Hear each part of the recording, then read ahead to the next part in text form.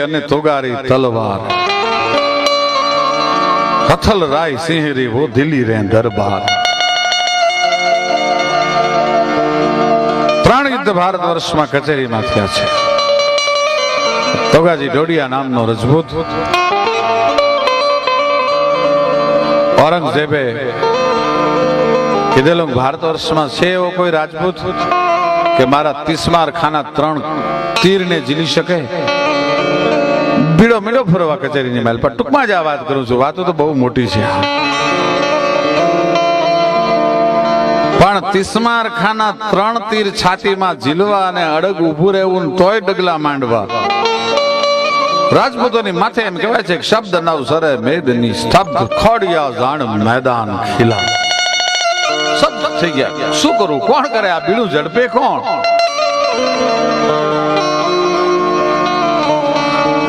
બીડો લઈને ફરે છે, ધીરે ધીરે ધીરે ધીરે હાકલ કરતો જાય છે। એમાં ડોડિયા રજપૂત નું બરોબર કચેરીમાં દાખલ થવું, પણ 22 વર્ષની ઉંમર, પણ ધરા શીશ સો ધરે મરે પણ ખેતન ભૂકે ભાગે નહીં સો નહીં લરે સૌર પદ કદી ને ચૂકે નિરાધાર કો દેખ દિયેગા ધારંગા પબલ ગડક વચન ગુલચાર સ્નેહ में करे नहीं चल पर त्रिया संग भेटत नहीं दर्द ध्यान गब धूत को कवि समझ भेद पिंगल कहे कि जय ही धर्म रजपूत को। बस તે દિવસે બીડો ફેરવવા વાળાનો નિયમ એવો હતો કે જે માણસ બીડો ફેરવતો હોય એનો બીડો જો કોઈ ઝીલે નહીં, એની ચેલેન્જ ને કોઈ ઝીલે નહીં, તો બીડો ફેરવવા વાળા માણસનો સરકલમ થાય। એક બે ને ત્રીજી વખત બીડો ફેર્યો ના ડોડિયા રાજપૂત નો દાખલ થાવું, એને એમ થયું વાવ ભારત વર્ષમાંથી રાજપૂતાઈ મરી ગઈ, પણ ઝડપી લીધો બીડો। એને ખબર નથી કે શેનો બીડો ફરે છે, શું કામ બીડો ફરે છે, શેના માટે બીડો ફરે છે, શું કરવાનું છે, કાંઈ ખબર નથી। પણ છોટો મર હોય પણ નાગનો છેડવો ઝેરનો ભારી ખૂન નકો જોવું। આ તો નાગનું બચ્ચું હતું ભાઈ। બીડો લઈ લીધો, કચેરીમાં ફોફો પડી ગયો, ભારે કરી આ ડોડિયા। એટલે ખબર છે તને કે ખબર શું હોય, મોત થી વધારે બીજું શું આવવાનું હોય ભલામણ? તો કે આ મોત એમ નામ નથી આવવાનું, તિસ્માર ખાના ત્રણ તીર ને છાતીમાં ઝીલવાના છે। તો જે ક્ષત્રિયાણા ધાવણના ઘૂંટડા ભરીને મોટા થયા હોય ને, ત્રણ નહીં પણ 30 તીર ઝીલવાની તૈયારી છે ભાઈ।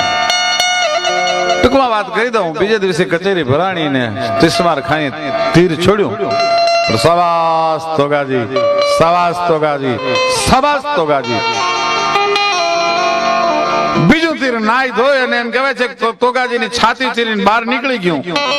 ત્રીજા તીરે ઈ તિસ્માર ખાન અને તોગાજીની વચ્ચે થોડુંક અંતર રહ્યું, દાયરાથી ભારે કરી હવે તો તોગોજી પડવો જોઈએ, પણ ત્યાં ત્રીજું તીરનું જેમ સરસંધાન થયું અને છૂટ્યું, ઈ છાતી ચીરી અને નાઈ ધોઈને પાછું તીર લોહીમાંથી બહાર નીકળ્યું, તરબોળ થઈ વાઈ જે જેહા વેગડે બગ ધર્મમાં બરસી જાણે ઢીમર જાળમાં કોઈ મો કાઢેલ મચ્છી, એમ નીકળ્યું ભાઈ। ઈ ત્રીજું તીર છોડ્યું અને બાદશાહને અને તોગાજીને ખાલી 2 ફૂટનું અંતર રહ્યું, પણ દાઢીની હાથ માથે નાખી અને મસાલા बहुत खूब माशाअल्लाह क्या बात है એમ કરીને શબ્દ છૂટી ગયા। મીંડો ઔરંગઝેબ ધ્રુજવા પહેલી વાર કે આવો કોઈ હિન્દુસ્તાનમાં જન્મે તિસ્માર ખાના 3 તીર ઝીલે, પણ 3 તીર ઝીલીને બાદશાહને થોડુંક છેટું રહ્યું, ત્યાં તોગાજીનો હાથ છે એ તરવારની મુઠ્ઠીની માથે ગયો ભાઈ। એક દાટ કે ભારત વર્ષના હિન્દુસ્તાનના બાદશાહને તો પતાવી દઉં, ત્યાં તો ઊંચો હાથ થયો। આય તોગાજી સબર કર સબર કર સબર કર, એમ ઘા ન કરાય કે શું કે હું જસવંતસિંહ જોધપુર મહારાજા, અને મેં એમ કીધું છે કે તારા 3 તીર ઝીલે એમ નહીં, પણ માથું પાડ્યા પછી જો કચેરીમાં હાહાકાર ન બોલાવે તો ભારત વર્ષનો રાજપૂત ન માનતો। અને સાહેબ તોગાજીનું સરકલમ થયું, અને તોગાજીએ 2200 મુસલમાનને કચેરીમાં પાડ્યા, અને પછી એનું ધડ પીડ્યું હતું। સાહેબ આવા સુરવીરો આ દુનિયામાં જન્મ્યા છે, રાંકા નથી જન્મ્યા। એની વાતો રે ન હોય તો નભે નહીં આ પૃથ્વી પાંભર રાંકાની વાતો ન રે તો આ તો વીરતાની વાત છે પણ દુશ્મનોની ખાન